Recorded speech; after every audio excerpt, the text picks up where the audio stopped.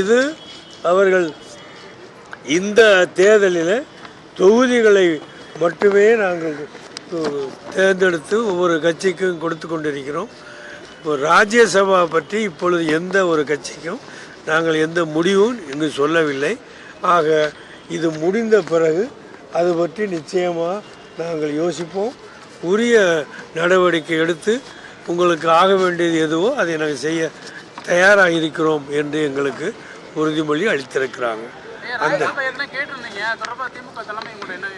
எதுங்க அதான் சொல்கிறேன்னு, ஏதாவது இந்த தேர்தலில் 39 நாடாளுமன்ற தொகுதிகளுடைய பற்றி தான் இப்பொழுது கட்சிகளுக்கு இடையில் தொகுதி பங்கீடு குறித்திருக்கிறோம். ராஜ்யசபா பற்றி இந்த தொகுதி பங்கீட்டில் எந்த முடிவும் நாங்கள் எடுக்கவில்லை. எந்த கட்சியோடும் எந்த தொடர்பும் கொள்ளவில்லை. இல்லை நீங்கள் கேட்ட கேள்விக்கு சொல்கிறேன். ராஜ்யசபா பற்றி இப்போ எந்த முடிவு எடுக்கவில்லை என்று சொல்லியிருக்கிறேன்.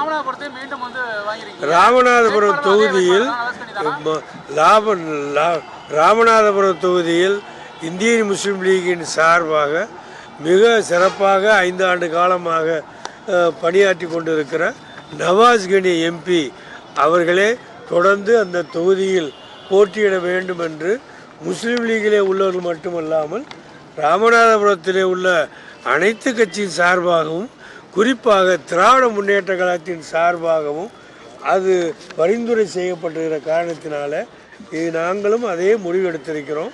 அந்த முடிவு எங்கள் அரசியல் மேல்மட்ட குழுவில் எடுக்கப்பட்டிருக்கிற முடிவு.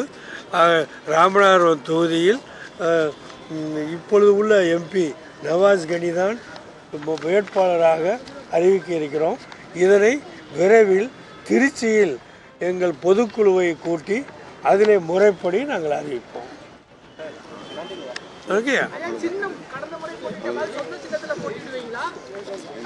அந்த பிரச்சனை இங்கே கிடையாது. இந்திய முஸ்லீம் லீக்ங்கிறது ஒரு அகில இந்திய கட்சி. ஆக எங்களுக்குள்ள அந்த ஏணி சின்னத்தில் தான் நாங்கள் போட்டியிடுவோம். அதை பற்றி பிரச்சனை இப்போ எழுதவில்லை. எங்களுக்குள்ள சின்னத்தில் நாங்கள் போட்டியிடுவோம். அதில் எந்த பிரச்சனையும் கிடையாது.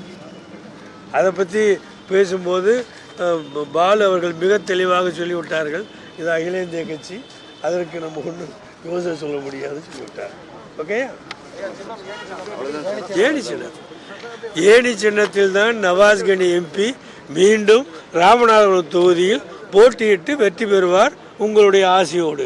திமுக சார்பாக ராஜ்யசபாக்கு தேர்ந்தெடுக்க போகும்போது உங்களுக்கு ஏதாவது உறுதி அளிச்சிருக்காங்களா? அந்த நேரத்தில் உங்களுக்கு ஏதாவது தரம் சொல்லி உறுதி அளிச்சிருக்காங்களா?